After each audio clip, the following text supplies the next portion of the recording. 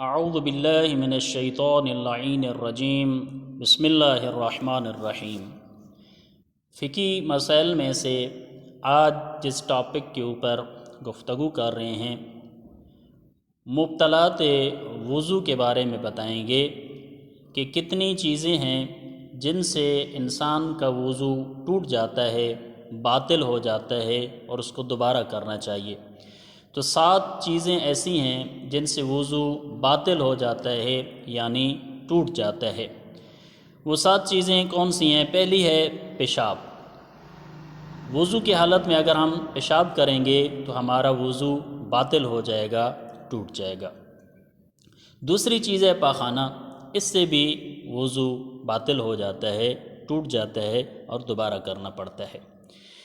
تیسری چیز ہے معدے اور آنتوں کی ہوا، جس کو ریح کہا جاتا ہے، یعنی ہوا اگر انسان کی دوران وضو خارج ہو جائے تو اس سے بھی اس کا وضو باطل ہو جاتا ہے، ٹوٹ جاتا ہے، اس کو دوبارہ وضو کرنا پڑے گا۔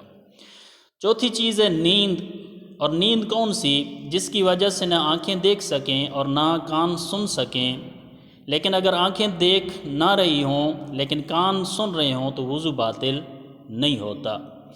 یا کچھ لوگ دوران نماز اونگ آ جاتی ہے اور جھٹکے لینا شروع کر دیتے ہیں، تو ان کو بھی چاہیے کہ وہ وضو کی تجدید کر لیں، وضو ان کا مشکوک ہو جاتا ہے۔ تو نیند یعنی انسان کے اوپر غالب ہو جائے اور سو جائے تو نیند آنے کی وجہ سے یا سونے کی وجہ سے بھی اس کا وضو باطل ہو جاتا ہے، تو اس کو دوبارہ وضو کرنا پڑے گا۔ پانچویں چیز ہے ایسی حالت جس میں عقل ذیل ہو جاتی ہے، مثلا بندہ پاگل ہو جائے، دیوانہ ہو جائے یا بے ہوش ہو جائے، جس سے اس کا عقل کام نہ کر رہے ہو، تو اس صورت میں بھی اس کا وضو باطل ہو جاتا ہے۔ چھٹی چیز ہے عورتوں کا استحاضہ، ایک مخصوص عورتوں کے احکام میں ہے خون کا آنا، اس سے بھی وضو ٹوٹ جاتا ہے عورتوں کا۔ اور ساتویں اور آخری چیز ہے جنابت کی حالت میں، یعنی ہر وہ کام جس کی وجہ سے غسل واجب ہو جائے، تو غسل واجب ہونے کی صورت میں اس کا آٹومیٹیکلی وضو بھی ٹوٹ جاتا ہے اور نماز کے لیے یا دیگر امور کے لیے اس کو دوبارہ وضو کرنا پڑتا ہے۔